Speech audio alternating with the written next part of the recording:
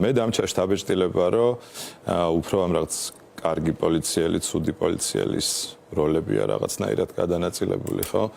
ამ განცხადებაში მართალი ხართ, რომ პირდაპირ არაფერია ნათქვამი, მაგრამ აი თითქოს ეს იკითხება, რომ ანუ ჩვენ კი არ გადავცემთ პროკურატურას ამ საქმეს და კი არ ჩაგვსვამთ ციხეში იმისთვის, რაც არ არსებობს ხო სინამდვილეში, არამედ გაგიშვებთ სამსახურიდან. ნუ რა მოლოდინიც ცხადია გქონდა, ეხ თავიდან როცა ვიწყებდით პროტესტს, ხო და ვამბობდით, რომ საზოგადოებრივი მაუწყებელი ვერაფრით ვერ პასუხობს იმას, რაც მოცემულ მომენტში ხდება ქვეყანაში, ხო? ცხადია მზად ვიყავით იმისთვის, რომ როდესღაც დადგებოდა ეს მომენტიც, რომ ნუ მენეჯმენტი მიიღებდა გადაწყვეტილებას, რომ გაგვიშვა სამსახურიდან. გქონია რომ ეს. ანუ გამოვიდა რომ აი ესეთი მაქსიმუმი მოითხოვა ბორდმა, რომ თქვენ უნდა გაგიხარდეთ, რომ სამადლობელი დაიწყო პროკურატურაში და მხოლოდ გაშვებით შემოიფარგლებია. ხო, დღეს მე და ჩემი რამდენიმე მეგობარი ხუმრობდით მაგაზე, რომ ხوار გავამზადოთ სამადლობელი წერილი. ხო, მადლობა უნდა ვთქვათ ალბათ. შეიძლება რომ მან სხვანაირი გადაწყვეტილება მიიღოს, ან ის რომ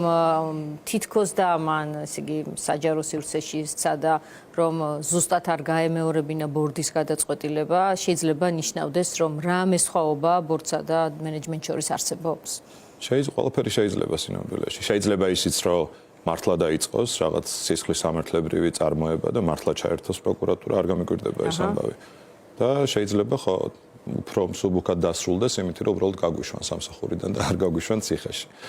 იმიტომ რომ ამას რა მოფიქრებინებს ხო ამ რამდენიმე თვის განმავლობაში ეს ურთიერთობა რაც მენეჯმენტთან მქონდა და დღემდე ახლა ბოლოს რაღაც დაახლოებით 1 თვის ვადაში ორი სხვადასხვა წერილი გავუშვით ესეთი ურთიერთობა გვაქვს ახლა ეს წერილებს წერთ ხოლმე ერთმანეთს ხო და ძალიან მოკლე პასუხი გამოგვიგზავნა ჩვენი მოთხოვნა ამ წერილში იყო ისო იქნებ შევხვდეთ კიდე ერთხელ იმიტომ რომ კრიზისი რომელიც არსებობდა თქვა 2-3 თვის წინ საზოგადოებრივ მაუწყებელში არსად არ წასულა დღემდე რჩება კრიზისად ხო ჩვენ ვამბობთ რომ საზოგადოებრივ მაუწყებელი ისევ ვერ პასუხობს თავის ყველაზე მნიშვნელოვან და მთავარ ფუნქციას და რაც ყველაზე მნიშვნელოვანია რომ საზოგადოებრივ მაუწყებელს შემოეცალა დაკარგა საზოგადოება ადამიანები დაიკარგნენ ხო და რატო ვამბობ ახლა ამას აი თუ დააკვირდებით ხო ამ ამბების მთხრობელები რომელიც მოქალაქეებს შეემთხვევათ ხოლმე თვითონ ეს ადამიანები არ არიან რაღაც რომელიღაც ოფიციალური უწყებები ან რაღაც სტრუქტურები რომლებიც რაღაცებს ყვებიან ხო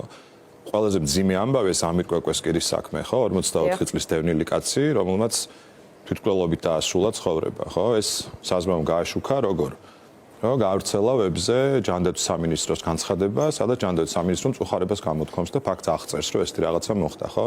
და სინამდვილეში ანუ ამ ამბავს რამდენი შრე აქვს. ერთი ის რომ ომიდან 30 წლის მერე ისევ სახლის მოლოდინში იყო ეს კაცი, რაღაცა უდიდესი ტრაგედია მოხდა, ხო, სინამდვილეში. პარალელურად გვესმის ამ მართველი ჯგუფისგან, რომ ეკონომიკურად ძლიერი სახელმწიფო ვართ და საუცხოო შედეგები გვაქვს, ხო? სოფლიო მასშტაბით და ნუ რაღაც ევროპაც. თქვენი ბიზნეს ევროპაც ვერ ხო? რა ვიცი, რომლის სამყაროც ახლა ვინც არის, ხო? ის ვასილი ივანოვ ჩიქოვანის ყოფილი პროდიუსერი, დაჯდა მის ნაცვლად ბიზნეს კონტაქტით უსწორად. მე მინახავს ეს გადაცემა, როგორი ყვავის ქვეყანა, ამაზე რომ მხოლოდ საუბარი და არასოდეს ამ თქვენ ეხა მაყურებელს რომ კარგად განვუმარტოთ. კონკრეტული დევნილის დაღუპვა, ტრაგიკული, ხომ? არ აღუწერია, ამაზე სიუჟეტი არ ყოფილა, რა გარემოებების გამო მოხდა ეს, იმიტომ რომ ეს ტენდენციის მაჩვენებელი ხომ არ არის ერთეული გაჭირვება ერთეული დეპუტატის, ხომ? აი ეს ტენდენცია არ აღუწერია საინფორმაციო სამსახურს ან რომელიმე სხვა გადაცემას, ნუ განსაკუთრებით საინფორმაციოს, სადაც ასეთი ამბები ხდება და ვებზე მოხდა მხოლოდ ჯანდაცვის სამინისტროს გამოხმაურება, რომ როგორი კარგია ჯანდაცვის სამინისტრო, რომელიც წუხს დევნილის ასეთი ეგრეთ წოდებული соусით, ხო? აი ამაშია საქმე, გაშუქების სტანდარტზეა საუბარი და მე ძალიან კარგად მესმის თქვენი რა სიტყვით გარედან, მაგრამ ახლა მინდა კითხოთ იმ ჯაჭვზე, რომელიც აღმოაჩინა სამეურვეო საბჭოს შემადგენლობამ, ორი პირი აქტიურობდა იქ ამ ჯაჭვის გაშიფვრის პროცესში, როგორც ეს იყო მოთხრობილი მურღულიასა და მაღლაფერიძისგან ერთმანეთს ავსებდა ეს ორი ამბავი, რომ გიპოვათ, ესე იგი ეს ჯაჭვი, რომელიც შეიძლება იყო მართული, ფული ხომ არ ყოფილა აღებული, აქ ეს თურმე უნდა დაადგინოს პროკურატურამ. ეხლა ეს რა მასშტაბის ფანტაზიაა? აი ეს მაინტერესებს, ეს მაგალითად მე მგონი თქვენც კი არ ელოდით ასე საკითხის მოbrunებას, ხომ? და ასე საკითხის. რაღაც მოლოდინი იყო, იმიტომ რომ გემახსოვრება დაახლოებით 1 თვის წინ, ხო? ბორდის მაშინდელი ხომ, როცა ყველას ვიცნობთ უკვე. როცა კოხრეიძემ თქვა, რომ ანუ ჩვენი როგორ იყო ჩვენი მთავარი მისია მოცემულ მომენტში ჯერ არის რომ საზმაო ჩავიგდოთ ხელში ამ ჯგუფმა და მე გადავატრიალოთ ანუ ქვეყნის გადატრიალება გვინდა რა. რაღაცნაირად ამას მოყვა ეს რაღაცა რეალურად ესე გაგრძელდა ეს თხრობა ხო ამ ამბის. და აი ახლა მაყურებელს რომ აუხსნათ როგორ მოხდა რეალურად ეს ჯაჭვი როგორ შეიკრა. ის რაც თქვეს მათ სინამდვილეში რა არის.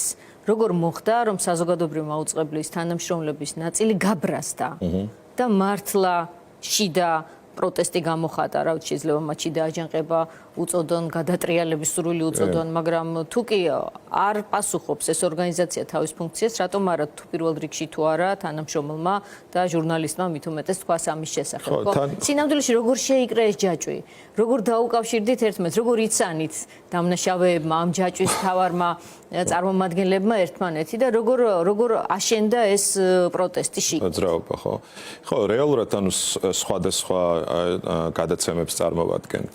ხო და ყველას ჰქონდა ჩვენი პროტესტები და უცებ აღმოვაჩინეთ მე რომ რაღაც თანამშრომლები დაგვიკავშირდნენ რომ ჩვენ უკვე გვაქვს გამზადებული წერილი რომ მივმართოთ ხელმძღვანელობას ტელევიზიისას და უთხრათ რომ ესე არ უნდა ხდებოდეს იმიტომ რომ ეს ადამიანების გაბრაზებული ჯგუფი რომელიც მოვიდა გახსოვთ რამდენიმე 3 თვის წინ დაახლოებით ხო და აკაკუნეს იყო აქტიური აკაკუნეს მაშინ კარზე და მხოლოდ ამის მერე რაღაცნაირად მოხდა რომ დაუთმეს მათ რაღაც 1 საათიანი ეთერი ხო მაშინ სიმართლე რომ გითხრათ ველოდი რომ ამ მომენტუმს გამოიყენებდა თინა ბერძენიშვილი რომელსაც მიყავდა ის ეთერი მაგრამ ეს დასრულდა ისე როგორც დასრულდა რომ თანამშრომლების ჯგუფი ამოუდგა უკან დაიწყეს როგორ თქვა შეიძლება ცუდი ნათქვა მაგრამ თავის მართლება რომ რამდენად გამართულად აშუქებს სინამდვილეში ხო მოამბედა როგორ აცდენილია სინამდვილეს ის ამბები ხო ხალხი სტუდიაში ხო ანუ საბოლოო ჯამში ეს მივიღეთ და მე მგონია რომ თინა ბერძენიშვილს მაშინ ჰქონდა საუკეთესო შანსი რომ ნამდვილად კარგი მართველი ყოფილიყო და რეალურად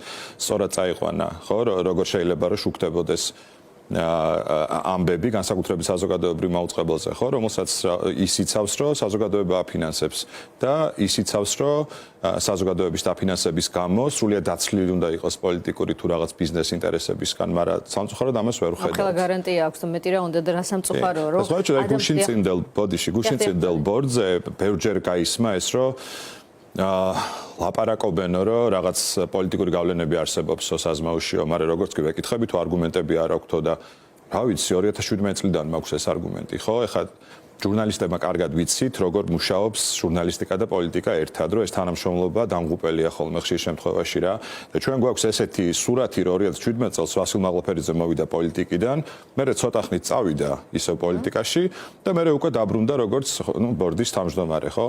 და კი ბატონო ეს არის ყოველ შემთხვევაში ეჭვებს აჩენს რაც არ უნდა ამტკიცოს მაღლაფერიძემ რომ არნარი პოლიტიკური გავლენა არ აქვს საზოგადოებრივ მაუწყებელზე რა ჩვენთვის ართულად დამაჯერებელია ეს ხო იქ თქვა პირდაპირ თქვა ვასილი ივანოვჩიკოვანმა რომ ეს გავლენა არის მაღლაფერიძისგან და თქვენ ამას ყოველთვის გრძნობდით და ახლა განსაკუთრებით ჩანს ის იძლევა დირექტივებს მიუხედავად იმისა რომ მას ფარულად მოქმედება შეუძლია და ამას აკეთებს ეს არის ფაქტი და ჩვენ გვაქვს ამის შესახებ ცნობები გარდა იმისა რასაც ხედავთ ხო ბორდის ხდომებზე იმის მიღმა ბევრი რამ ხდება მისი მონაწილეობით ყველაფერი ფაქტობრივად გადაწყვეტილების დონეზე მაგრამ პარალელურად ის აუცილებლად მთავარ გზავნილს ამბობს თვითონ. ხომ? ანუ რუხი კარდინალიც იყო რაღაც პერიოდში საზმაოსი, ხომ? ხან ღია, ხან რუხია, ხან აი ყველა პოზიციაში ყოფილა.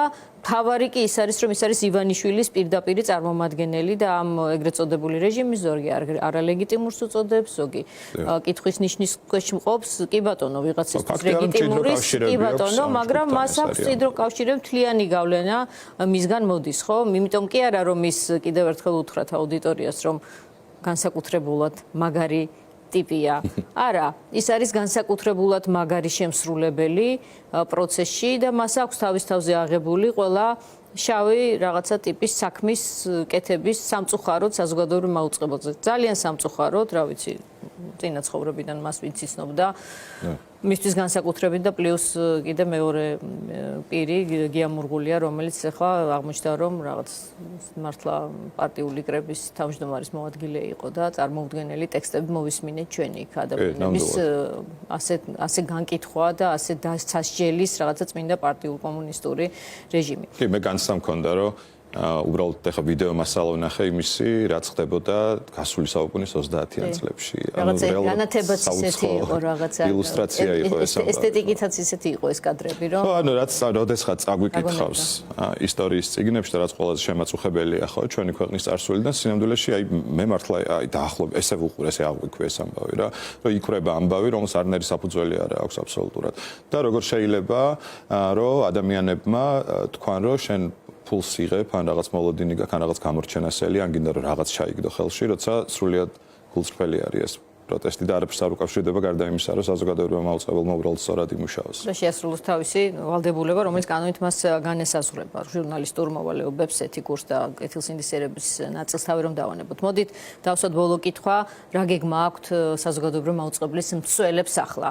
თქვენი გადაცემა მაგალითად უკვე რადიოშია გადასროლილი და სავარაუდოდ სამწუხაროდ მე მაქვს აღქმა რომ მილევად რეჟიმში ხართ ალბათ ის ხალხი ვინც ნახსენები იყო აი ამ პროცესში განსაკუთრებულად და ისჯება იმით რომ კონტრაქტები მათ გაუწყდებათ სულ მიკვირდა სხვა შორის თქვენი გადაცემა ამდენხანს როგორ აიტანა იმ სივრცემ სადაც კონტროლი არის ეგრეთ წოდებული ამ მომენტისთვის ხელისუფლების და მოქმედი ხელისუფლების წინა არჩევნების შემდეგ რაც იყო ხო მაშინ არ იცვლებოდა ეს ხელისუფლება არალეგიტიმურად რა გეგმით ხართ ახლა ისევ რჩება მთავარი მოთხოვნა ეს არის დღის ეთერის არსებობა რომელიც არ გულისხმობს იმას რომ მოამბის შუადღის გამოშვებებმა აშუქოს ამბები და ეს რაღაცა ახალ ამბებად მივიღოთ ხოლმე ის ცნობები რაც ყოველდღიურ ცხოვრებაში ხდება ხო ჩვენ ვილაპარაკეთ ზეღანაც ამ შრეებზე რომელიც ყველა ამბავს აქვს რა და ამ მიმდინარე ამბების კონტექსტში რო ვთქვათ ეხლა მაგალითად ყველა დაკავებული უკლებლივ ლაპარაკობს იმაზე რომ სასტიკად იძალადეს მათზე